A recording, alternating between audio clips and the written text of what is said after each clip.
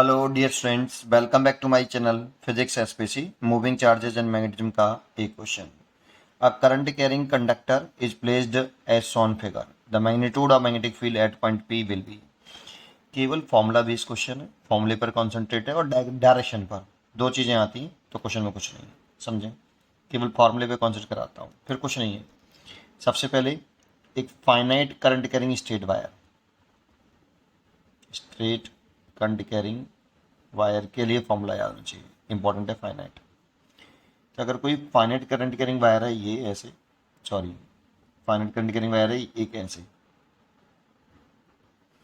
और इस पॉइंट पर मैग्नेटिक फील्ड पूछ रहे हैं, तो यहाँ पर मैग्नेटिक फील्ड का फॉर्मूला होगा B equal to mu naught upon 4 pi I over R. R यहाँ पे परपेंडुलर सेपरेशन होती है, जिस पॉइंट पर मैग्नेटिक फील्ड निकालते हैं वहां से वायर तक की परपेंडुलर डिस्टेंस लिखते हैं, ठीक है। Sine theta one plus sine theta two, इसमें थीटा वन थीटा टू का नाम।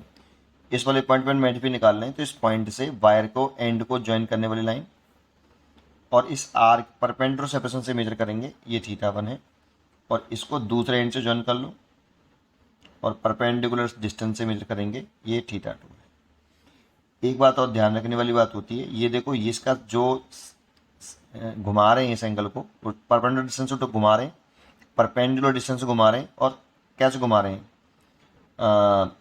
क्लॉकवाइज, और ये एंटी क्लॉकवाइज, मतलब सेंस ऑफ रोटेशन अपोजिट होना चाहिए, ये भी ध्यान रखना है। एक तो फॉर्मूला ये। अब इसमें हमें, इसमें देखो ये वाला जो वायर दिख रहा है ना, इसका ये एंड तो पता है, लेकिन ये वाला एंड इन्फिनिटी पर है, ये सेमी इन्फिनिटी वायर है। जब सेमी इनफाइनाइट वायर हो, सेमी, इसी से बनते हैं सारे फॉर्मूले, स्ट्रेट वायर के जितने भी फॉर्मूले बनेंगे वो इसी से बनेंगे, semi infinite straight wire. Semi infinity का मतलब है कि जो एक एंड ईरा और ये एंड हमें पता नहीं है, दैट मीन्स ये इन्फिनिटी है, और जो एंड पता है उसी एंड के पर परपेंडिकुलर लाइन ड्रॉ करिए, इसी इसी लाइन पर मैग्नेटिक फील्ड पूछे, और कहीं नहीं। जो एंड पता है उसी पर वायर के परपेंडिकुलर एक लाइन ड्रॉ कर लीजिए, और इसी लाइन पर मैग्नेटिक फील्ड पूछे। अगर कहीं और पूछेगा तो फिर फॉर्मूला बनाना पड़ेगा।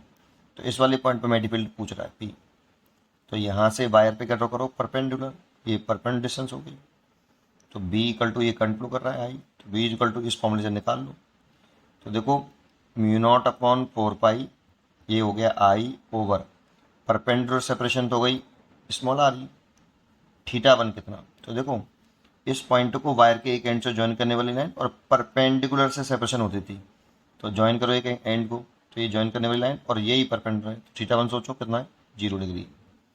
और इस पॉइंट को वायर के दूसरे एंड से ज्वाइन करने वाली, तो इसको इससे ज्वाइन करो, लेकिन ये इन्फिनिटी पर है तो ऐसे मत ज्वाइन कर लेना, इनफाइनाइट पर है, इसीलिए इसे पैरेलल बनाएंगे, ऐसे पैरेलल, तो थीटा टू हो जाएगा आपका कितना, 90 डिग्री। यहाँ रख दो साइन 0 प्लस साइन 90, इसकी वैल्यू 1, इसकी वैल्यू 0, तो कितना हो जाएगा, B equal to mu naught upon 4 pi I upon R. अब डायरेक्टली याद कर सकते हो आप इस फॉर्मूले को, लेकिन याद करने की ट्रिक होनी चाहिए कि जो एंड पता है वहीं से पास होने वाली स्ट्रेट लाइन वायर के परपेंडिकुलर, इसी लाइन पर मैग्नेटिक फील्ड पूछे तो ये फॉर्मूला वैलिड होता है। एक एक तो ये यूज़ हो रहा है, दूसरा यूज़ हो रहा है इसमें, कोई आर्क हो, कोई भी आर्क, करंट कैरिंग आर्क, और उसके सेंटर पर मैग्नेटिक फील्ड निकालना हो,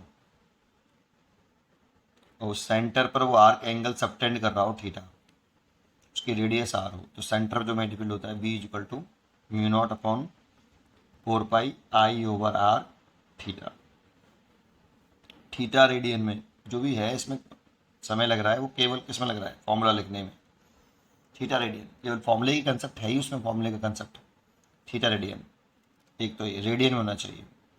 एक और कंसेप्ट है, अगर कोई वायर है करंट कैरिंग वायर, तो इस करंट कैरिंग स्ट्रेट वायर है, इसके अराउंड मैग्नेटिक फील्ड डेवलप होता है, वायर के अराउंड मैग्नेटिक फील्ड डेवलप होगा, अलोंग दी वायर, ये अलोंग दी वायर होकर जो मैं बना रहा हूँ, मैग्नेटिक फील्ड ऑलवेज 0। अगर आपको जानना है कैसे, तो आप बायो सेवर्ट लॉ से निकाल सकते हो इस वाले पॉइंट में magnetic field. Bio Savart law लगाने के लिए स्मॉल सेगमेंट के लिए होता है सर वो, तो स्मॉल सेगमेंट कंसिडर कर लो इस पर, डी एल, और डीएल की डायरेक्शन वही मानते हैं जो कंट की है, तो कंट के अलॉन्ग लेते हैं। अब इस पॉइंट पर मैं डिफिन निकालना है बाय सेवर्ट लॉ से। तो आर वेक्टर जो होता है उसका हेड उस पॉइंट पर होता है जिस पॉइंट पर मैं डिफिन निकाल लें, और टेल डीएल पर होता है। ये आर वेक्टर हो गया, और आर वेक्टर और डीएल वेक्टर की डायरेक्शन सेम है, तो थीटा हो गया 0 डिग्री ये जगह पे। और बायो सेवर्ट लॉ लगाए तो d B is equal to mu naught upon 4 pi I d l sine theta over R square. यहाँ जो थीटा होता है वो डीएल वेक्टर और आर वेक्टर के बीच में एंगल होता है, और यहाँ पे 0 डिग्री है तो इसीलिए यहाँ पे 0 लिखेंगे, साइन 0 के लिए 0। और इस पॉइंट पे निकालते हैं तो आर वेक्टर का टेल यहाँ होता और हेड यहाँ होता ऐसे, और डीएल वेक्टर और आर वेक्टर के बिटवीन एंगल 180 डिग्री हो जाता, और साइन 180 की वैल्यू भी 0 होती है तो डी भी 0 आता। इसलिए अलॉन्ग दी वायर हमेशा मल्टीपल 0 आएगा। आप कुछ नहीं कर लो, देखो ये वाला वायर पॉइंट पी के अलॉन्ग है, चेक करो, इसको आगे बढ़ा एक्सटेंड करो तो अलॉन्ग दी वायर है, तो इसके केस में मल्टीपल 0 हो गया।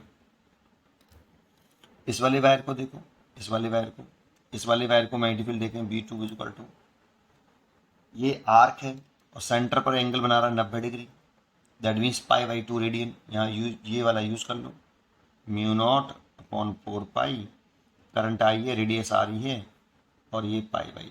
इसकी डायरेक्शन निकालनी पड़ेगी बेटा। राइट हैंड से करेंगे और अपनी फिंगर को करंट की डायरेक्शन में घुमाएंगे, ये 90 डिग्री लेना चाहिए, ठीक है। और राइट हैंड लेना और अपनी फिंगर को देखो, अगर आप ऐसे घुमा रहे इस डायग्राम में घुमाओ ऐसे तो गलत घूम रही उंगलियाँ, करंट की डायरेक्शन तो ऐसे है ना, करंट की डायरेक्शन ऐसे है, तो उंगलियाँ जो फिंगर हैं आपकी वो करंट की डायरेक्शन में घूमनी चाहिए राइट हैंड की, तो गलत घूम रही है। इसको ऐसे कर लो, अब देखो तो सही घूम रही है, तो थंब नीचे की तरफ आ रहा है, थंब मैग्नेटिक फील्ड की डायरेक्शन को रिप्रेजेंट करता है। ऐसे इसमें घुमाओ तो करंट ऐसे घूम रहा है, अगर ऐसे घुमाओगे तो गलत हो गया, ऐसे घुमाओ थंब नीचे तरफ आ रहा है। ये सर्कुलर पाथ के लिए होता है फॉर्मूला, डायरेक्शन निकालने का तरीका ऐसे, तो डाउनवर्ड डायरेक्शन में मैग्नेटिक फील्ड आ रहा है इसका ऐसे, ठीक है। चलिए एक ये हो गई वैल्यू, एक ये वाली हो गई। अब ये वाला वायर देखो, ये सेमी इन्फिनिटी वायर है और जो एंड पता है उसी के परपेंडिकुलर इस पॉइंट में डिफिल पूछ रहा है, दैट मीन्स यही केस है, देखो ढंग से, ठीक है। तो ये वाला पॉइंट पे मल्टीपल इस वायर केस हो जाएगा B3 is equal to mu naught 4 pi current I, और परपेंडिकुलर सेपरेशन है आपकी आर। अगर ये फॉर्मूले डायरेक्टली याद होते तो इतना करने की जरूरत ही नहीं थी, डायरेक्ट लिखते बस, डायरेक्शन चेक कर लेते हैं। इसी डायरेक्शन स्ट्रेट वायर की जो डायरेक्शन है वो राइट हैंड पाम रूल से निकालते हैं। किससे निकालते हैं? राइट हैंड पाम रूल से। करंट सर्कुलर लूप में ऐसे निकालेंगे राइट हैंड थंब रूल से, ऐसे डाउनवर्ड, ठीक है। और इसमें राइट हैंड पाम रूल लगाए तो करंट की डायरेक्शन में थंब, करंट की डायरेक्शन में थंब, फिंगर उस पॉइंट की तरफ जिस पॉइंट पर मैग्नीफाई निकालना है। पाम ये हो गया, पाम के परपेंडिकुलर आउटवर्ड डायरेक्शन में मैग्नीफाई होता है ऐसे, करंट की डायरेक्शन में थंब, फिंगर उस पॉइंट की तरफ जिस पॉइंट पर मैग्नीफाई निकालना है, पाम के परपेंडिकुलर आउटवर्ड डायरेक्शन में ऐसे बाहर की तरफ आएगा, तो इसमें मैग्नीफाई आ रहा है बाहर की तरफ। अब देखो ये दोनों मैग्नेटिक फील्ड यहाँ पे इसका 0 हो गया, इसका निकाल लिया, इसका डायरेक्शन कैसी है अपोजिट, तो नेट निकालना है, तो नेट के लिए आपको क्या करना पड़ेगा? सब्ट्रैक्ट करना पड़ेगा। एक पेज ले लेता हूँ, ठीक है, यहाँ पे तो बस केवल सब्ट्रैक्ट कर दीजिए, खेल खत्म। तो b इक्वल टू बड़ा कौन सा, देखो बड़ी वैल्यू ये है क्योंकि ये 3.14/2 हो गया और ये केवल 1 है, तो B2 में से घटा दो, B2 माइनस B3, ये तो 0 है ही है। B2 की वैल्यू है mu naught upon 4 pi I upon R π/2 minus mu naught upon 4 pi I upon R, mu naught upon 4 pi I upon R common ले लो, π/2 माइनस 1, ये आंसर हो गया। और डायरेक्शन आएगी B2 जैसी, दैट मीन्स डाउनवर्ड, डायरेक्शन नहीं पूछी है, इसीलिए इसकी जो चॉइस हो गई वो D चॉइस हो गई। क्वेश्चन इजी था लेकिन समय इसलिए लगा ये फॉर्मूले लिखने में। अगर फॉर्मूले डायरेक्टली लेने तो डायरेक्ट लगाओ, पढ़ते रहिए, खुश रहिए।